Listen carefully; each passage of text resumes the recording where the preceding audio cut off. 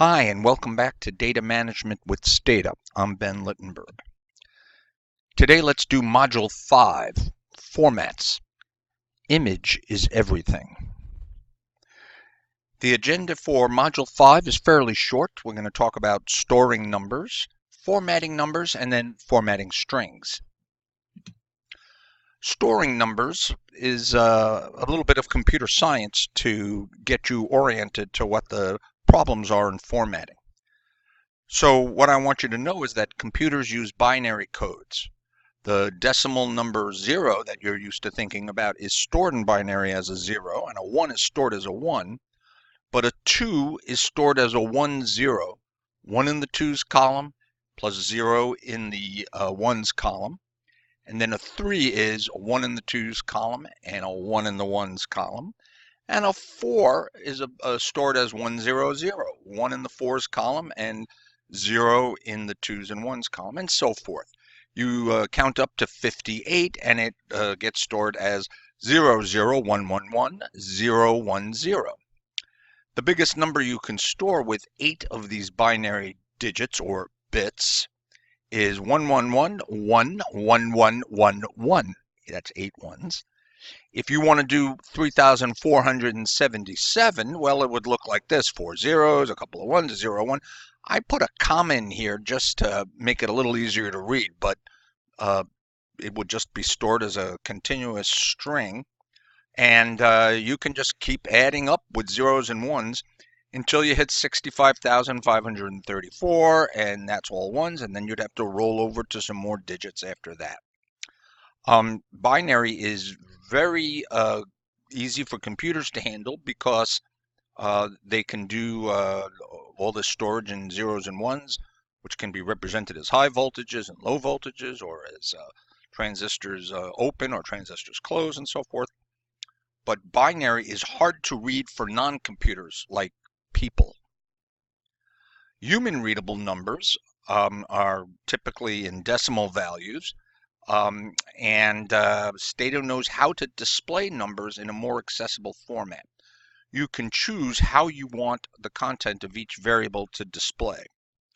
So for instance, this number 123.2395 can be formatted using the format code %9.0f, and you would get a 123.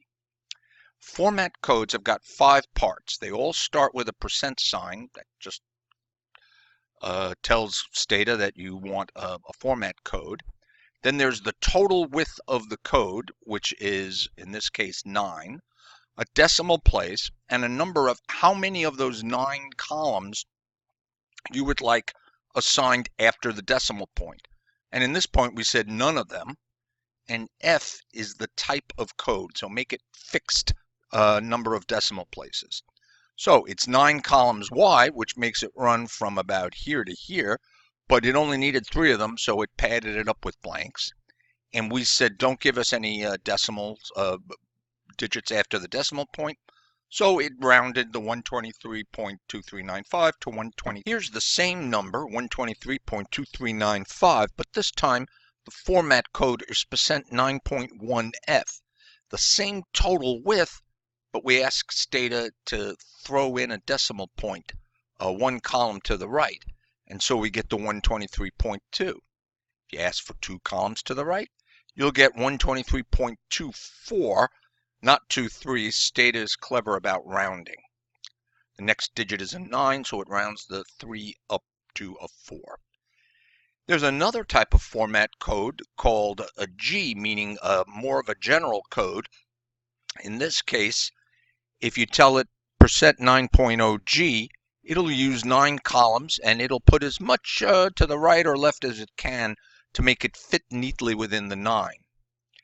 If you tell it the same number, but say, just give me 4 decimal places, 4 digits of accuracy, 123.2, I should say significant digits. So here we've got 4 significant digits. Here's another number, 456 even. We go back to the fixed format, %9.0f, and you just get 456 even. But if we specifically ask for 9.4F, we're going to get 456, and it's going to force 4 zeros. So how do we assign these formats? Well, anytime you present some numbers or a variable, you can put the format code before it. So if we want to display the number 123.65 times 321, we'll get a particular number. So I'm going to go into Stata and type display, or just DI, and it's 123. I've already forgotten what the number is, 0.65 times 321, and it gives me that number.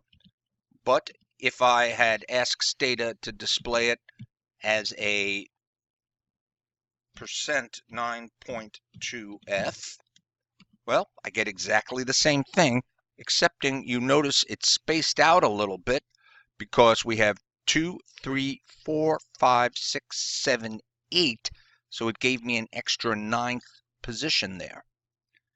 If you want to see this in a more extreme case, we can ask it for, say, 25 columns, and when we do that, it's going to space it all the way out so that the entire number takes 25 columns to display.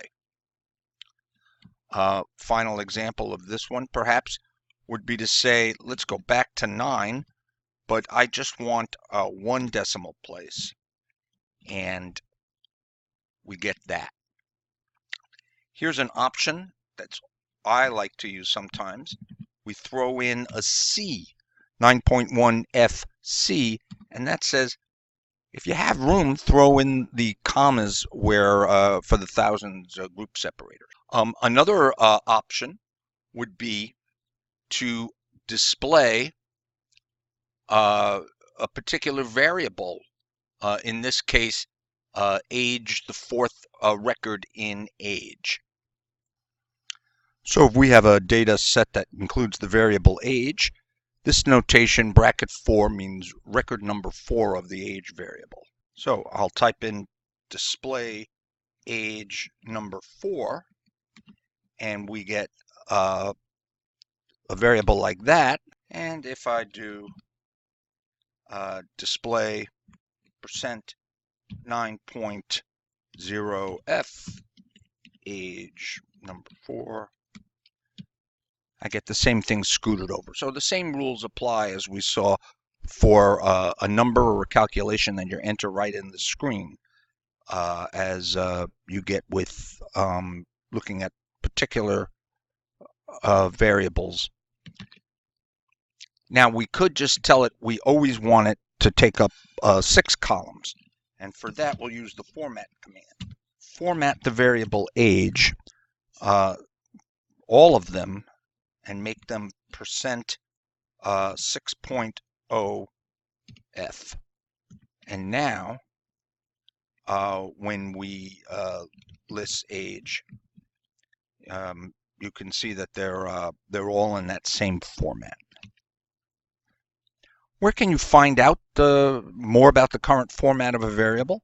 Well, you can describe age and discover that it's currently formatted 6.0. Well, there are some fancier formats you can do. We've already talked about adding a C to get the thousands separated by commas. So here's an example. This number, if you say, give me a fixed format with the C, so the FC code, you get this handsome 123, 456.7. If you take our first example of 123.2395 and put a little dash after the percent sign, you'll get it left justified inside the 10 columns instead of the default right justified. And since we put the 1 there, we only get the first decimal place. The E format is a different situation altogether. This is the exponential format or scientific notation. So if you say, give me that number 10.3e, it says, okay, I'll give you three significant digits times 10 to the whatever. And in this case, it's times 10 to the 2 turns 1.23 times 10 to the 2 is 100. So it becomes 123. Um, Here is this number, which I guess is 1.2 million and change. And if you do that with a 5-digit exponential, you get 1.23240 times 10 to the 6th. Here's a feature that's handy. There's a function in Stata that is C. I think it stands for constants, and there's a whole long list of numbers and features you can find in there, and one of them is pi. So if you type C pi, you'll get, well, let's see what we'll get. C pi will get us that number. But if we say, well, give it to us with 9.4, we'll get it to this precision, 9.0 to this precision, and 20 um, will give us this, just keeps going. And of course, pi being an irrational number, it has as many digits as you would like. There's plenty of other cool things you can do. If you type, I think it's C return list, you can see that there's a C value for the current date, the current time, what version of Stata you have, what are your various directories and paths, how much memory do you have, on and on, and a bunch of particularly useful things at the end. There's pi. You can also get a list of lowercase, uppercase letters, the months, and so forth. And these are all handy under various circumstances. So that's a little Easter egg for you. Let's talk about strings. Strings are letters and numbers, alphanumeric combinations and punctuation marks, and they use the S format. And the format or the structure of an S format is percent number S, where number is the length of the string. If the value is shorter than the format, Stata pads it out with blanks before the first character. And so what we can see here is that if we say display, for instance, this string, well, it comes out like that. But if we say display it as percent, let's say 55s, well, we get it padded out to make 55. Let's see what happens if we try to truncate it. And let's just give it, say, 6 characters. And it's going to override it. It won't let you mangle a string with this kind of truncation. So you should be aware of that. Here's your assignment for Module 5. Read in the Module 5 assignment data file, clean up the variable names, and then just produce a listing of the data with the subject names, left justified 35 columns wide. The second column should be 10 columns wide, and that would be their height in inches to the nearest tenth of an inch. And then the third column would be their height in 12 columns wide, their height in meters to the nearest millimeter. Bring your finished script to class on Monday, all ready to run. Thanks and have fun.